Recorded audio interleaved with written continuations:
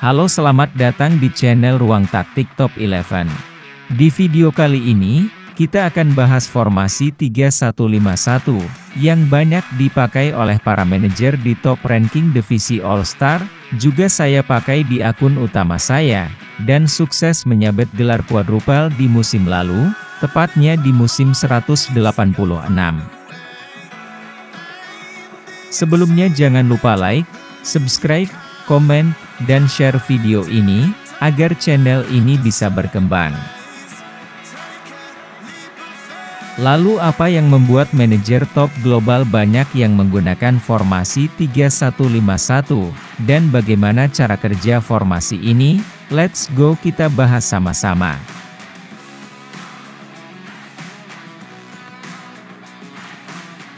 Ada 5 poin yang akan kita bahas mengenai formasi 3-1-5-1 ini. Poin yang pertama adalah posisi pemain. Poin yang kedua adalah fungsi pemain. Poin yang ketiga adalah rating atau nilai pemain. Poin yang keempat adalah gaya main. Dan poin yang kelima adalah taktik.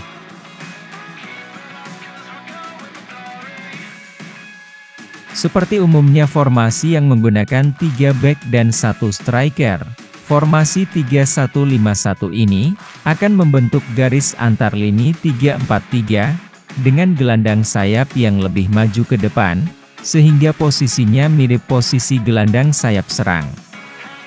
Sedangkan posisi gelandang sayap sendiri akan diisi oleh 2 gelandang sentral yang melebar.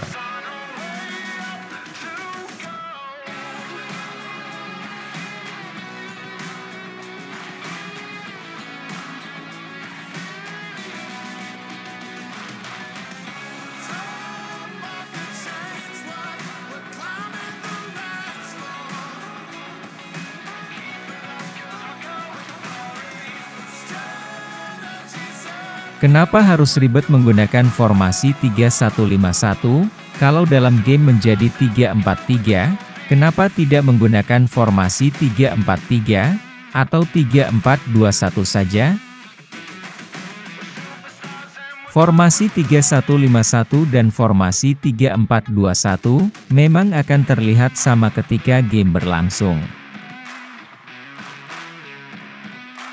Tapi dalam fungsi penggunaan posisi pemain di kedua formasi ini akan sangat berbeda, terutama peran 4 pemain yang mengisi pos di lini tengah. Penggunaan 1 gelandang bertahan dan 3 gelandang sentral akan membuat lini tengah lebih seimbang ketika dalam menyerang dan bertahan, jika kita analisa dari segi posisi asli, atribut, serta karakter pemain, dibandingkan dengan penggunaan 2 gelandang sentral dan 2 gelandang sayap. Alasannya adalah, atribut dan karakter yang dimiliki oleh gelandang sentral yang melebar.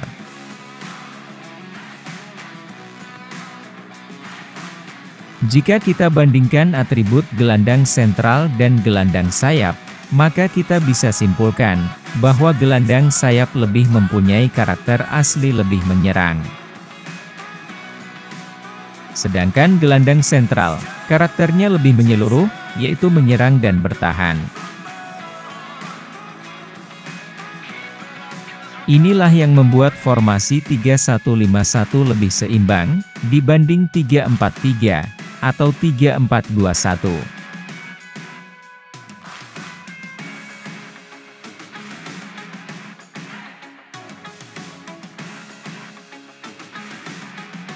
Jika kita perhatikan di setiap awal laga, pemain tengah akan selalu mendapatkan nilai paling tinggi, dibanding back dan striker.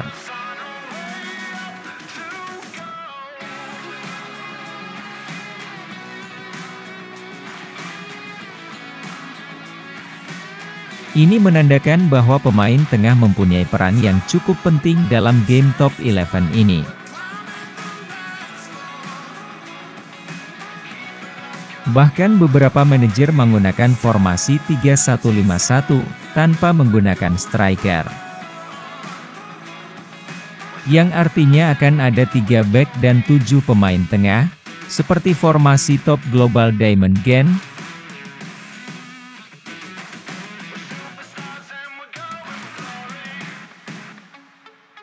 Formasi top global Long Hoang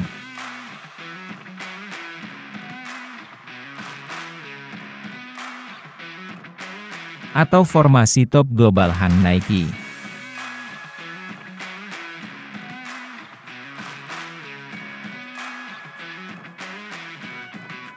Tapi bukan berarti penggunaan striker di formasi 3-1-5-1 ini tidak bagus, karena bagus atau tidaknya sebuah formasi, akan kembali lagi pada kualitas pemain yang kita miliki.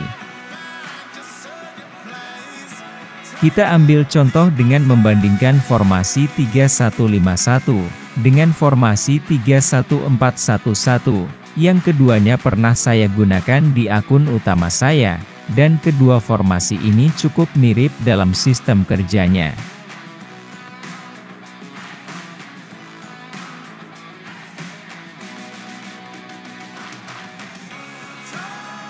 Jika kita mempunyai gelandang serang dan striker berkualitas, maka kita bisa gunakan formasi 3-1-4-1-1 sebagai opsi formasi terbaik sesuai pemain yang kita miliki.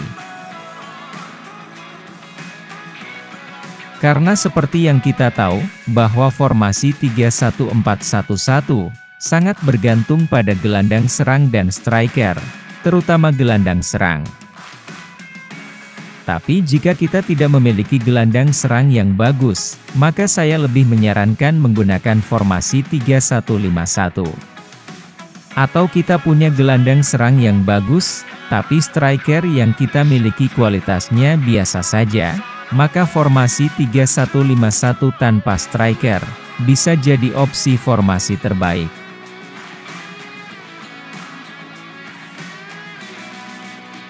Dari segi rating di formasi 3-1-4-1-1, gelandang serang dan gelandang bertahan biasanya akan mempunyai nilai yang lebih tinggi dibanding dua gelandang sentral ketika game sudah memasuki pertengahan babak pertama. Ini akan berbeda ketika kita menggunakan formasi 3-1-5-1, di mana tiga gelandang sentral akan lebih seimbang dalam segi nilai permainan, atau bisa juga bergantian menunjukkan performa terbaik mereka dalam setiap game yang berbeda.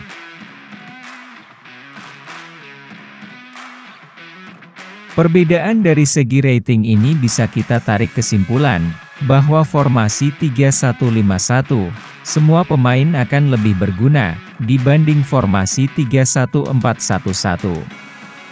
Dan mungkin saja, hal inilah yang membuat formasi 3-1-5-1 lebih dipilih oleh para top global dibanding formasi 3-1-4-1-1, walaupun mempunyai kemiripan dalam sistem permainannya.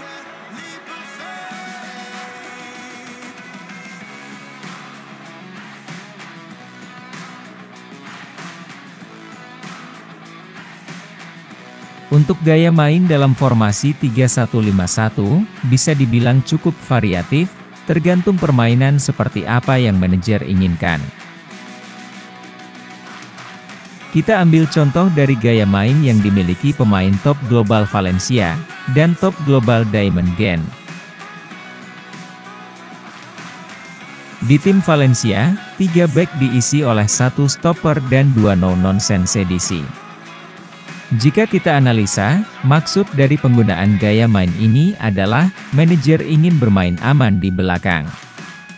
Ditambah lagi dengan gelandang bertahan dengan gaya main perebut bola, maka bisa kita tarik kesimpulan bahwa manajer ingin menerapkan strategi menyerang dan berharap gaya main yang dimiliki 4 pemain bertahan mampu mengantisipasi jika terjadi serangan balik.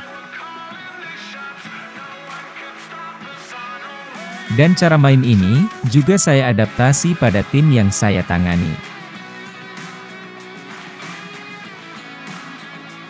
Sedangkan gaya main yang digunakan oleh top global Diamond Gen, di situ ada back pengolah bola, gelandang bertahan Regista, dan gelandang sentral Mezzala. Ditambah lagi formasi yang digunakan tidak menggunakan striker, tapi menggunakan gelandang serang. Kemungkinan besar manajer di tim ini ingin bermain build-up konstruktif dengan umpan pendek.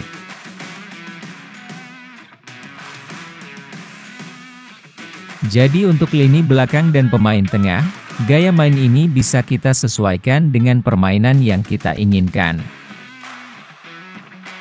Untuk pemain sayap, saya rasa kita semua akan setuju jika memilih gaya main sayap, dibandingkan dengan gaya main sayap palsu, tanpa harus menjelaskan alasannya.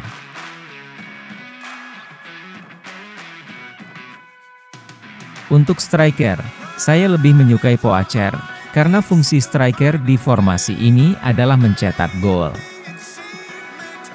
Penggunaan striker bergaya main Poacher di tim saya, terbilang sukses dengan menjadi top skor di Liga dengan 66 gol, dan top skor di Liga Champion dengan 36 gol.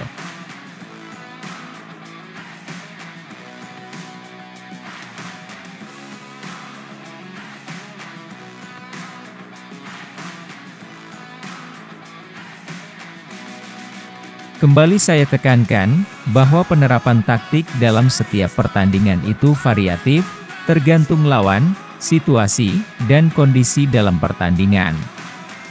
Sebagai contoh kita biasa main bertahan, dan di sebuah pertandingan kita tertinggal 2 gol, apakah kita akan tetap bertahan? Harusnya tidak. Jadi dalam hal taktik ini, kita akan coba pilih opsi terbaik untuk kita gunakan di formasi 3-1-5-1. Untuk mental tim, opsi terbaik adalah normal, menyerang, dan gigih menyerang. Saya biasanya mengawali laga dengan mental tim menyerang, dan saya ubah menjadi gigih menyerang ketika tim saya tertinggal. Fokus umpan opsional, tapi saya biasa menggunakan perpaduan, karena menurut saya formasi ini seimbang untuk menyerang dari sisi manapun. Untuk gaya mengumpan, kita bisa sesuaikan dengan kualitas tim kita dan tim lawan, serta permainan seperti apa yang kita inginkan. Saya sendiri biasanya mengawali laga dengan umpan panjang.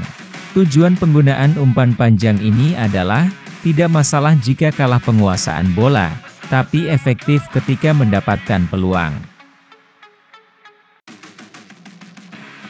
Untuk serangan balik, gaya tekanan, dan gaya penjagaan menyesuaikan. Sedangkan untuk jebakan offside, kita bisa pakai nyala ketika bermain menyerang, atau mati ketika kita bermain mentalitas normal.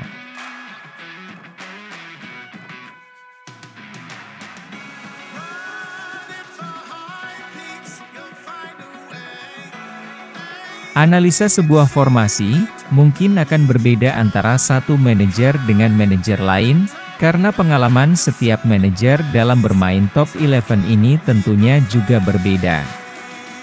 Jika ada yang memiliki pendapat berbeda tentang analisa formasi 3-1-5-1 ini, bisa tulis di kolom komentar. Terima kasih sudah menonton sampai detik ini, semoga sehat selalu dan semoga video ini bermanfaat.